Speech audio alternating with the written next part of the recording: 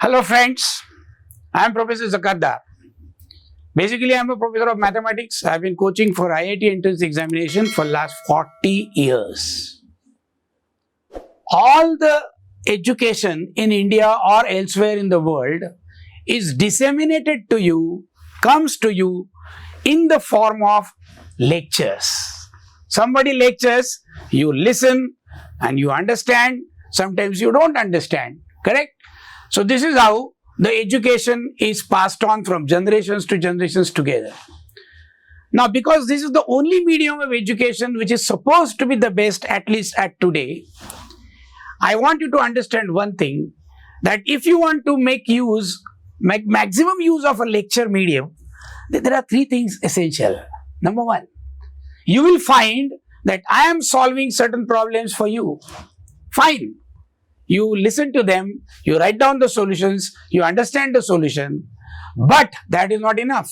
When you go home, you will have to do those problems on your own, as if you are doing it for the first time and without looking at the solutions from me in the beginning. And if you get stuck, look at my solutions again so that you memorize and remember all the solutions which I have done in the class. So that means, first of all, you will have to revise all the problems which are done in my classroom. Secondly, you will have to do the homework, because when you do the homework, you know that you know, or you know that you have not understood, correct? See, there are three things of knowledge. I don't understand that I don't understand. I do not know that I do not know. Second stage is, I know that I do not know. That is the most important phase. When you come to know that I do not know, then the need arises for knowing something. Then my lectures will come to your rescue. And these lectures are about mathematical gems. In mathematics, there is one fantastic core of mathematics which is built around the study of change called calculus. And calculus begins with the study of limits and continuity. It's a very, very vital concept. I told you in my other lectures also that it was an invention of Mr. Isaac Newton, but it was clearly understood by a person like Weierstrass, Cauchy and all those people. These mathematicians have spent their entire life to make our life easier. So let us give tribute to them, salute to them, and then we'll embark on our journey of understanding mathematical gems. First, calculus begins. Calculus begins with what? The concept of limit and continuity.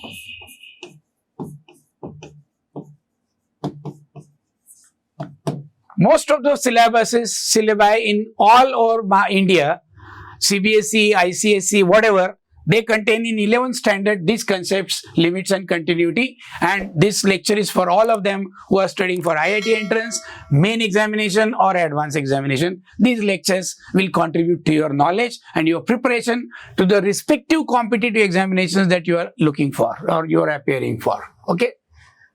Now, elsewhere I said that every function fx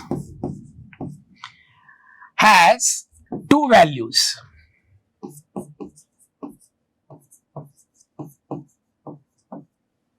Number one, actual value,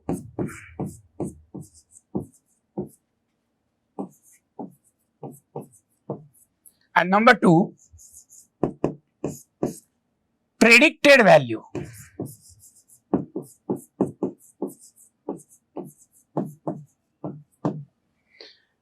Now, I'll give an example. Let us take a function fx equal to x plus 1. Very simple function. I want to find out actual value at 1. Actual value at x is equal to 1.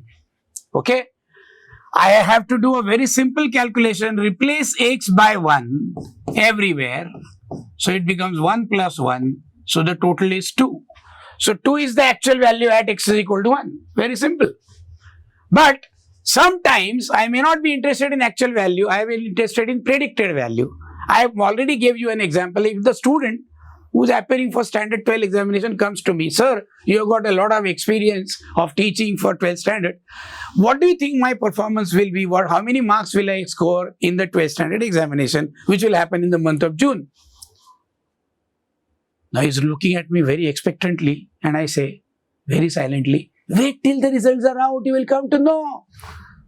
He will be disheartened.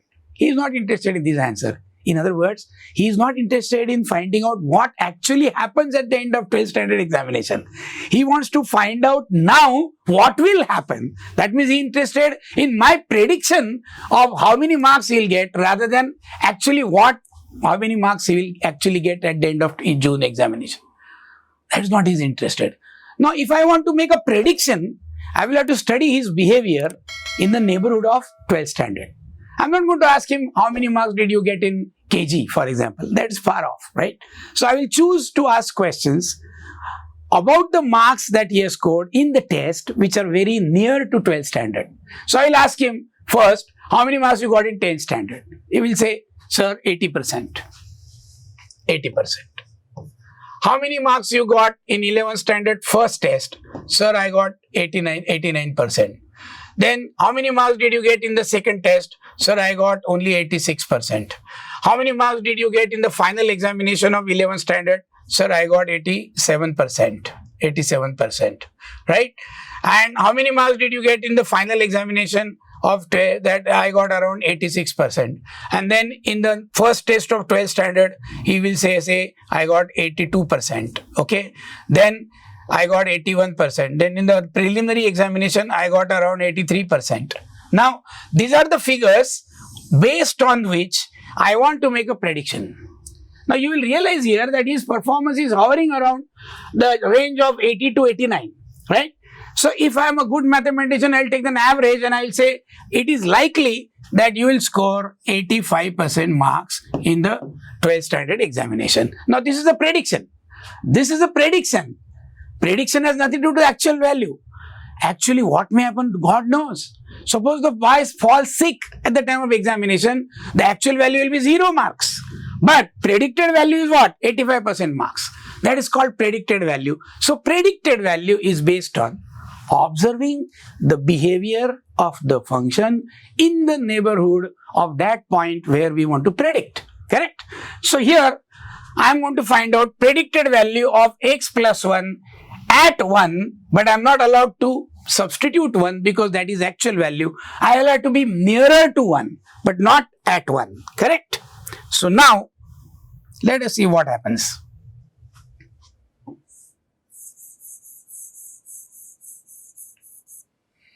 So, let us choose numbers which are very nearer to 1. So, suppose I take x and here is the value of fx. Okay. Now, I want to choose a number which is very nearer to 1. So, I will take 0.9, 0.9. Now, what is fx? Fx is, you all know, x plus 1. Simple. So, that will be 1 plus 0.9. That will be 1.9. Correct? Very simple. So, I will go even closer than that to 1. So, I will go 0.99. So, here it will be 1 plus 0.99. That gives you 1.99. And if I go even closer than that, 999, then it will become 1.999. Correct? Now, as I go closer and closer towards 1, you can clearly see these numbers are approaching a value 2. So, the predicted value of this function is 2. And this predicted value is called PV or limit. Limit. So, therefore, our conclusion is very clear. Limit of x plus 1 as x tends to 1. This symbol, this horizontal arrow means tends to. It is pronounced as tends to 1 is equal to 2. Correct? Now, this is a predicted value. It's a mere coincidence that in this case, actual value matches with predicted value. If your prediction is 85% and if the student gets the 25%, that means his performance is consistent or his performance continues to be what it was. That means the function is continuous, right? So, this is happening because of the continuity, right? But it may not happen. Sometimes limit and value may not tally. In that case, the function becomes discontinuous. That's a very, very simple concept. Now, whenever we were approaching 1, remember we chose to approach from left side to right side. That means I took values which were essentially less than 1. So 0.9, 0.99, then 0.999 and so on. So I'm approaching 1 but from left. I could have approached 1 from right side also. In that case, it will be right to left. Then I'll take, say for example 1.1, then I'll take 1.01, then I'll take 1.001 and so on. Correct? If I approach from this side, it is called right hand approach. Right hand approach. And if I approach from this side, it is called left hand approach. Correct? Now, corresponding limit will be called left hand limit and right hand limit. So actually speaking, this is a left hand limit, and left hand limit is indicated by drawing a minus symbol and the top of 1. This minus symbol is totally different from the regular minus symbol simply because that minus sign appears before the number. This appears as an exponential place, right? So it only indicates the approach, direction of approach. Now if I am approaching from right side, then I'll write it like this: limit as x plus 1, x tends to 1 plus. So this 1 plus means my approach is from right to left. This is from left to right. It is not necessary in every case that left hand approach and right hand approach will yield the same answer. Sometimes the answers are different. If the answers are different, then predicted value or limit does not exist. So if left hand limit is not equal to right hand limit, the limit does not exist. So understand that. So I'll write it here. Okay. So if limit of fx as x tends to a plus is not equal to limit of fx as x tends to a minus, then limit does not exist. Does not exist. Now when does limit exist? For existence of limit,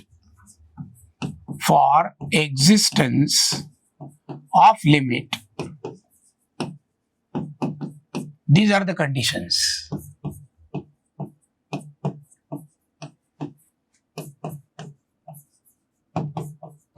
What are the conditions? Number 1, limit of fx as x tends to a minus should be same as limit of fx as x tends to a plus, and it should be a number L which should be real. Remember, the number should be real and finite. Now don't take it lightly. If it is infinite, then limit does not exist. So this is of paramount importance. Each limit, left hand limit should be L, right hand limit should be L, as well as the L should be real and finite number, then only limit exists. So always remember, this is the condition for existence of limit. Okay. So let us take some problems in which I'll make my concepts very clear. Okay. Have you understood this? Before that, I want you to understand some important things which I have discussed elsewhere in other lectures, but you might not have seen it, so I'm just revising them. Some important things. Number 1, the function, definition of functions. functions. They are called spatial functions. Spatial functions. They are mod x, then integral part of x, greatest integer function as it is called, then fractional part of x, right? Then there is another function called e raised to 1 upon x. These are the functions which are of special importance. I'll know that this is called absolute value. It is equal to x if x is greater than 0. It is equal to minus x if x is less than 0, and it is 0 if x is equal to 0. Correct? Whereas this function is called greatest integer. Greatest integer function. Okay? So this is nothing but, for example, if you take 2.1, then the greatest integer is 2. If you take minus 2.1, then the greatest integer, the integer which lies immediately to the left is minus 3. That is how it is defined. But if it is integer itself, then it will be same as itself, right? So for non-integers, it is an integer to the left of that number. Now fractional part is just a combination of these functions only. Okay. So for example, right, this is called fractional part of x.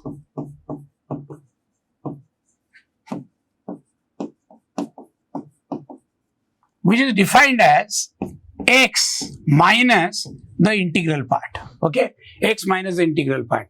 This is called exponential function.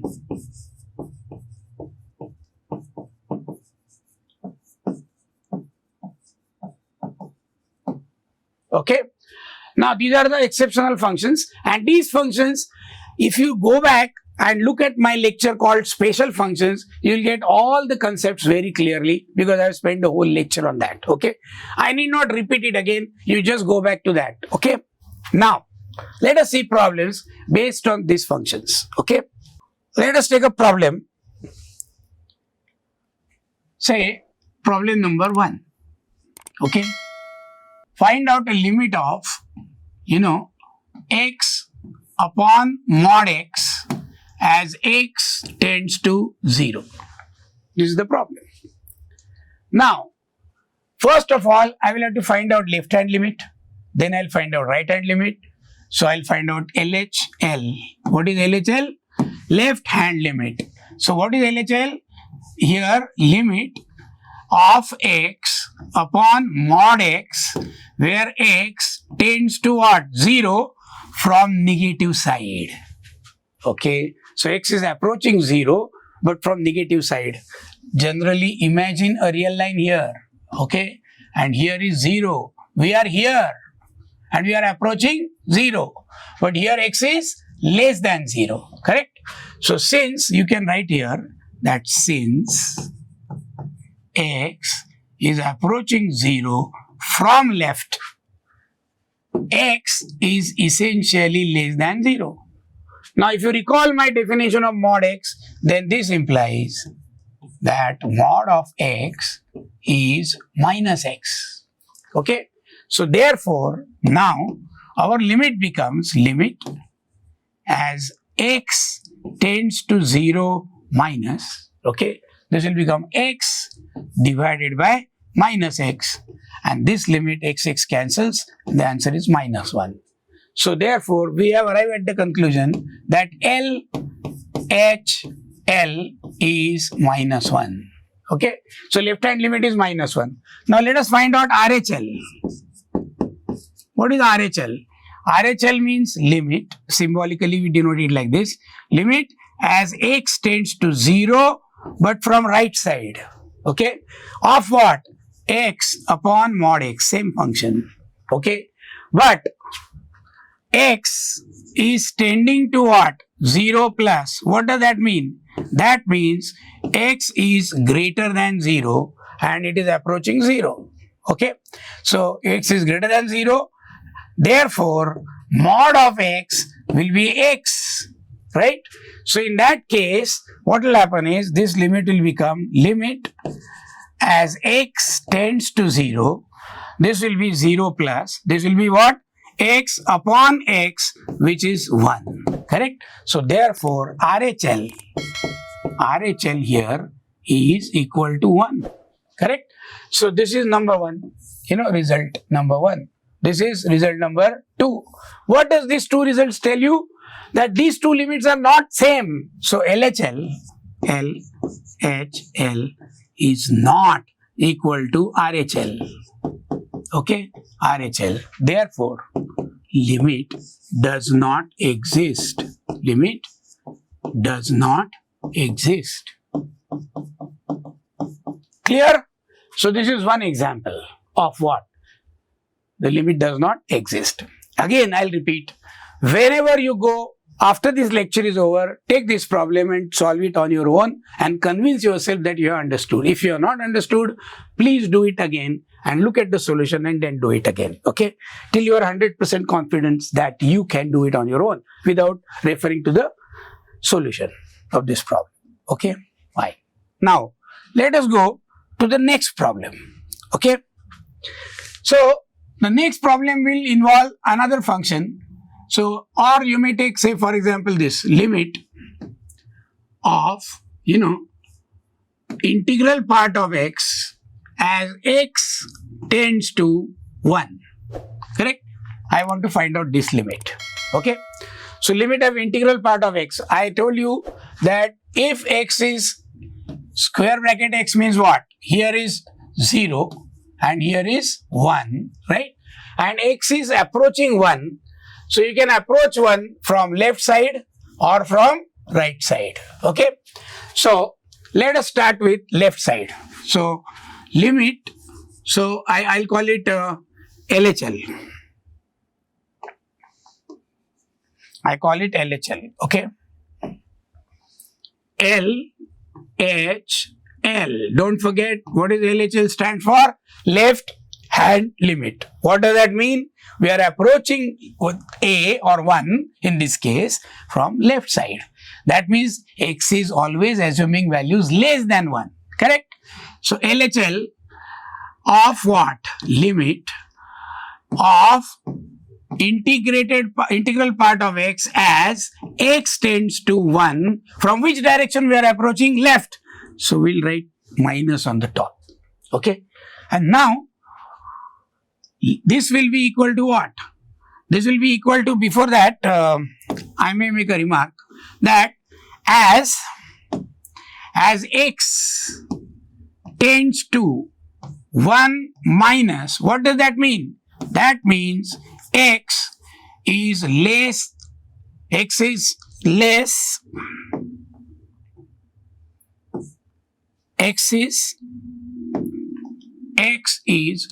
than 1, correct? But it is approaching 1, that means it is somewhere here, correct? So x is somewhere here, okay? It is approaching 1, so it is very close to 1. It has already crossed 0 and it is coming very close to 1. So what is the integral part? I told you, integral part is nothing but the immediate integer to its left. So x lies between 0 and 1. So the immediate integer to its left is 0. Correct? So therefore, integral part of x is what? 0. Correct? So that means this is limit of 0 as x tends to 1 minus. This is a constant number. So limit is going to be same, 0. So LHL here, LHL is nothing but what? 0. Okay. Now, let us find out RHL. RHL. What is RHL? Limit of integral part of x as x tends to 1 plus. Correct? Now, here again I will make a remark.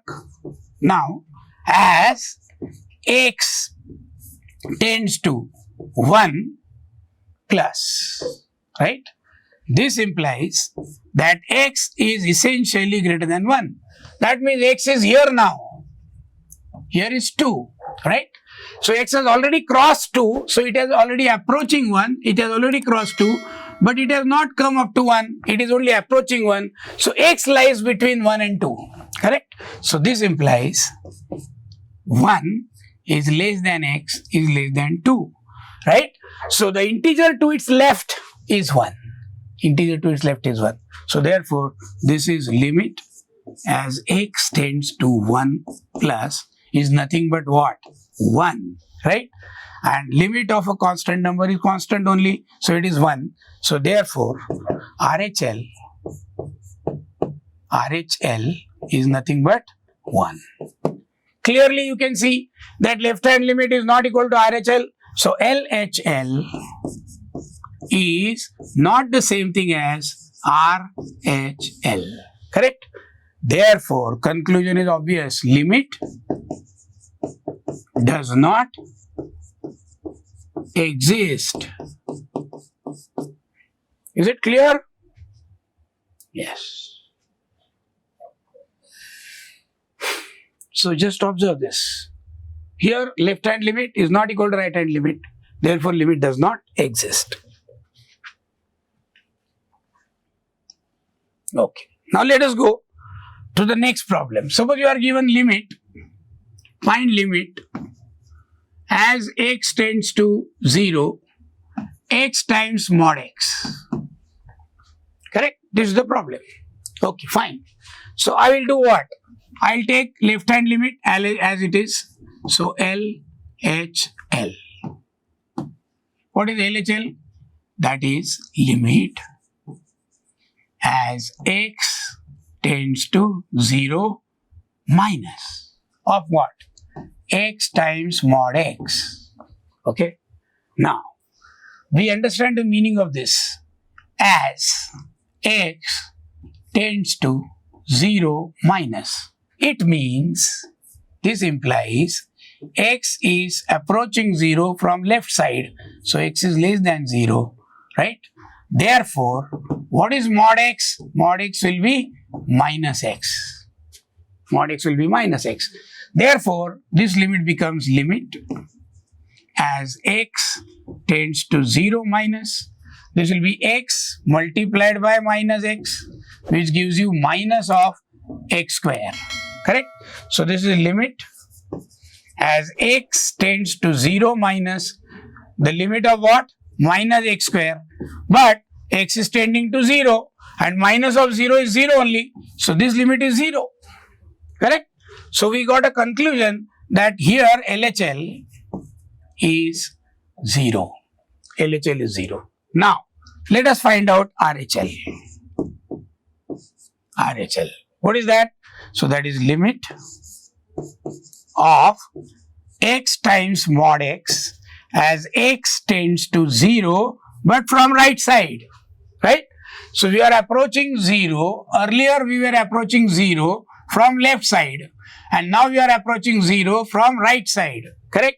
So now I will make a remark as x tends to 0 minus implies. What does it imply? That x is less than 0. And this implies that mod of x is nothing, 0 plus, 0 plus, right? So 0 plus, so that means x is, I made a mistake here, please pardon me. So this will be what? This will be as x tends to 0 plus, we are approaching x 0 from right side. So x is what? Greater than 0. And therefore, mod of x is nothing but x itself. Correct? So now what happens to the limit? This becomes limit as x tends to 0 plus, this will be x multiplied by x, which is equal to x square. But limit as x tends to 0, this limit is nothing but 0 square, so 0. So therefore, RHL is also equal to 0. Therefore, LHL is same as RHL. That means limit exists. Limit exists. And it is equal to what? Equal to 0. Correct? So, I gave you both examples in which limit does not exist and sometimes limit exists. Okay. So let us see. Let us see slightly better example than these. These are all very elementary examples. No problem. We'll go for somewhat tough problems. For example, suppose you are given evaluate limit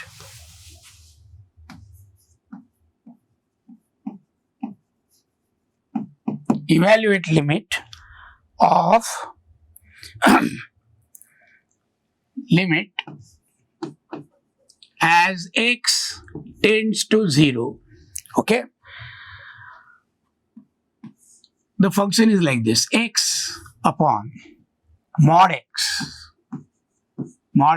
plus x square. This is the function. Correct? Very nice function. Very nice looking function. You know, it has got aesthetic sense. But whenever there is mod, we always suspect. I told you, mod x, integral part of x, or fractional part of x, or e raised to 1 upon x. Whenever you find such characters, be suspicious that left hand limit may not be equal to right hand limit. Okay. If these people are not present at all, then just forget about calculating limit and left hand and right hand limit. Just calculate directly the limits. But right now, let us concentrate on this. So we'll find out LHL. LHL. What is LHL? It is limit as x tends to 0 minus of what? Of this expression, x upon mod x plus x square. Okay. Now, as x tends to 0 minus, what does that mean? That means x is approaching 0 from left side. Means x is less than 0. What does that mean? That has got a consequence on mod x. And mod x therefore is minus x. Because x is negative, mod x is minus x. Now this limit becomes as x tends to 0 minus, this will be what? X upon, this is minus x. Correct? Plus what? X square. Correct? Minus x plus x square. Fine. So this is equal to limit as x tends to 0 minus, this is x divided by, let us take out x common. So what will happen here? Minus 1 plus x. Correct? Can you clearly see that? Common sense. That means what? Art of taking common. Right? So this is a common sense that you take out x common and what is left inside the bracket is this. Now x tends to 0 but x is not equal to 0. We are not going to commit a sin of cancelling 0. We are not committing a पाप. हम लोग पाप नहीं कर रहे. x 0 को जा रहा है लेकिन x 0 नहीं है. So we are entitled to cancel x. Correct? But now you are allowed to substitute x is equal to 0 in the remaining expression. So then the expression becomes 1 upon minus 1 plus 0. Therefore, the answer is minus 1. Correct? So LHL, LHL, let us record our answer minus 1. This is step number 1. First part is over. Okay. Now, let us find out RHL. RHL. What is RHL? According to definition, limit of x upon mod x plus x square. Correct? And as now x tends to 0, but from which side? From greater than 0 side. 0, that means from right side. Okay? Now, we'll make the same thing.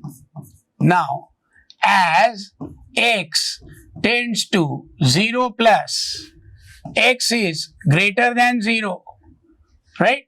Therefore, mod of x is nothing but x. For a positive number is absolute values itself, right? So therefore, this limit now becomes as x tends to 0 plus, this becomes x upon, this mod x is just x and this is x square. Therefore, now this is limit as x tends to 0 plus, okay.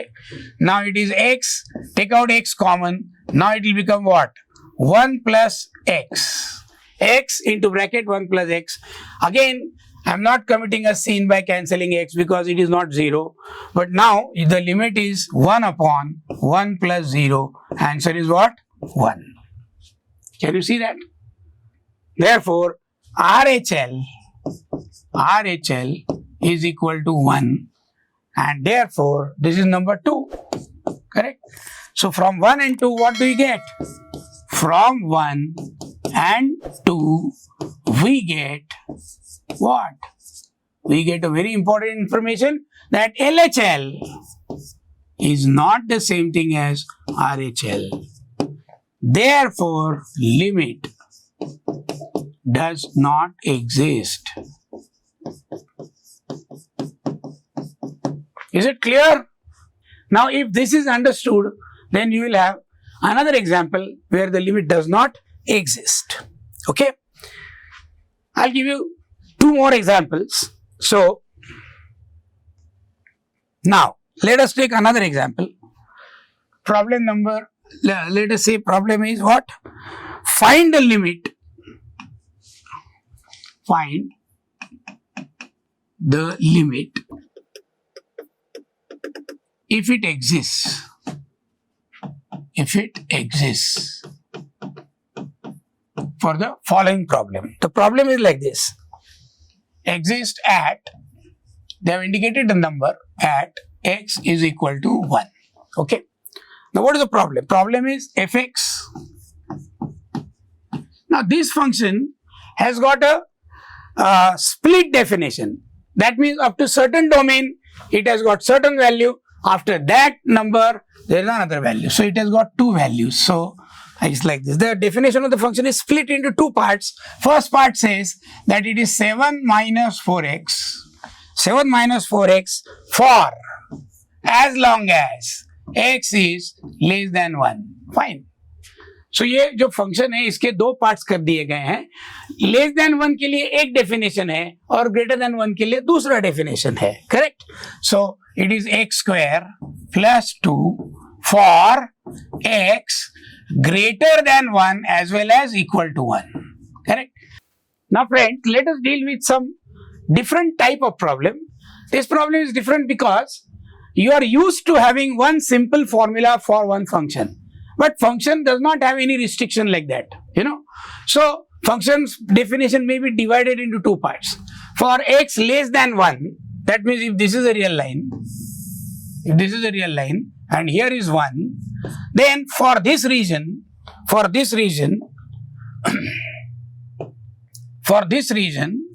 you know, the definition is different, right? And that definition is 7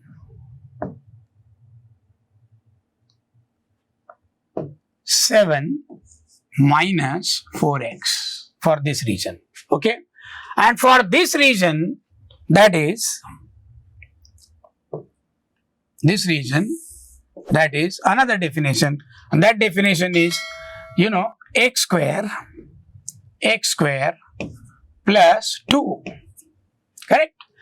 So this definition is divided into 2 parts. So when we are approaching 1 from left side, we are supposed to use this formula. And if you are approaching 1 from this side, then you are supposed to use this formula. Very, very simple. Here x is greater than 1, correct?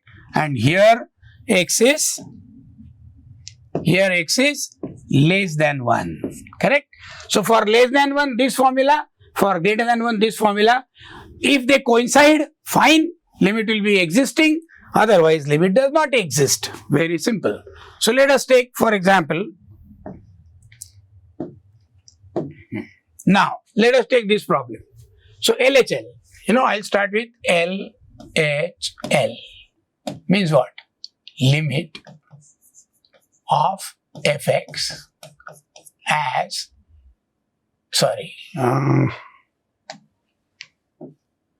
limit of fx, that means a limit of fx as x tends to 1 minus 1 minus means where we are here. Okay. So as x tends to 1 minus x is less than 1. Whenever x is less than 1, this formula is applicable. So therefore, this is equal to limit as x tends to 1 minus of what? Of 7 minus 4x. Correct? But this is a very simple limit because there is no division by 0. Because obviously there is no denominator. Does not mean there is no denominator. It means the denominator is 1. Denominator is non-zero. Whenever denominator is non-zero, substitution gives you the answer. So put x is equal to 1 here and the answer turns out to be 7 minus 4 into 1 divided by 1. Therefore, 7 minus 4 is equal to what? 3. So our LHL is 3. LHL is 3. Correct? Now, let us find out right hand limit. So I'll be here. So limit of fx as x tends to 1 plus, correct? What is that called? RHL. So this is RHL. Now this RHL is equal to what? Limit as x tends to 1 plus. So 1 plus means we are on this region because x is greater than 1.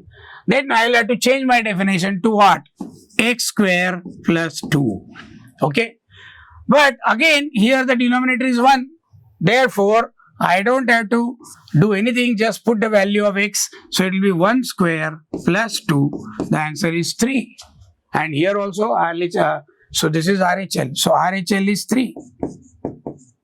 RHL is also equal to 3, which is equal to LHL. Therefore, limit exists, correct? And it is equal to what? 3. Correct? This is one type of problem. Okay? Now, let us do one last problem and this session will be over. Okay? So, see this. Now, let us take the problem like this. Given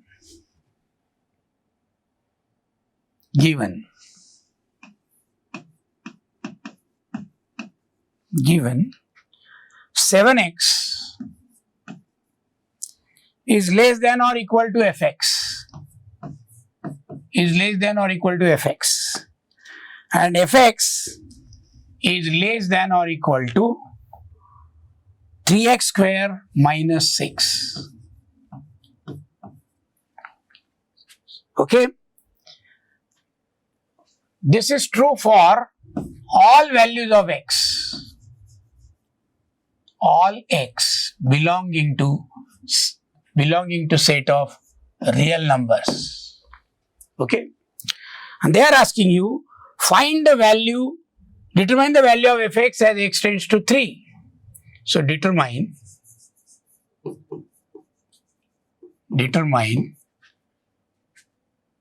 limit of fx as x tends to 3. Correct? That is the problem. Now here it is clear, we do not even know what is fx. We only know two parts. On the left side, there is this function and the right side there is this function. Now whenever such situation arises, this situation is like this. See, this fx is a function which is sandwiched, literally sandwiched between two functions. Let us call this function as hx and let us call this function as gx. So fx is sandwich. Sandwich, design of sandwich. There is one loaf of bread, another loaf of bread, and inside that delicious part which we want to eat. But when we eat that sandwich, we eat this and this, but this also automatically gets eaten, right? So there is a theorem in limits and continuity. So the theorem is like this. Theorem. Okay. I'll write down the statement of the theorem. The statement of the theorem, first of all, let us write down the title. It is called sandwich. Literally, it is called sandwich theorem. It's called sandwich theorem. What is the statement of Sandwich theorem? Let us write down the statement. Now, the statement is like this. If hx is less than or equal to fx and fx is less than or equal to gx, and this and is very important, limit of hx as x tends to a is same as limit of gx as x tends to a, and both are same L. It's like, you know, we are eating a sandwich, we are eating the upper part of the bread and lower part of the bread. Actually, we are eating only those two parts of the bread, but first part and second part goes to our stomach. Where will the middle part go? It will also go to our stomach only, right? So therefore, it means hx is going to L, gx is going to L, fx will be forced to go to L. Therefore, limit of fx as x tends to a will also be equal to L. This theorem is called Sandwich theorem. Okay?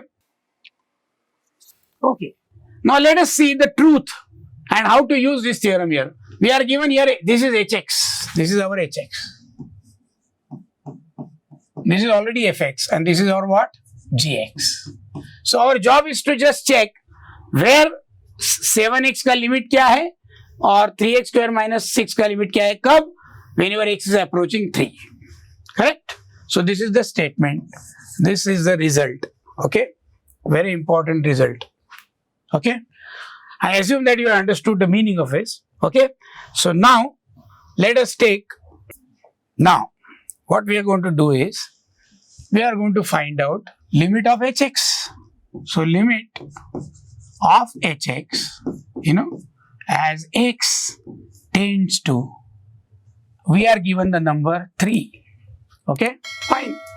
So hx is this. So limit as x tends to 3 of what? 7x.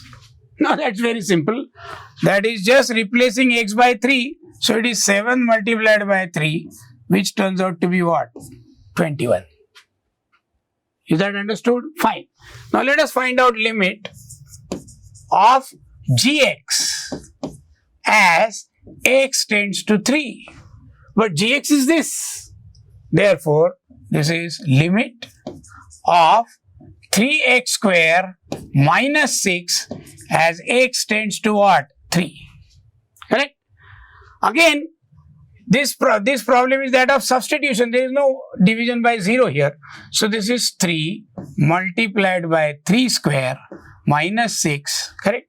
Which means 3 multiplied by 9 minus 6, that is 9 3s are what? 27 minus 6, even that also turns out to be what? 21.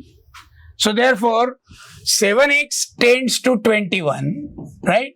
This function also tends to what? 21. What will happen to middle function? Bechara will be forced to go to 21. So, since limit of fx,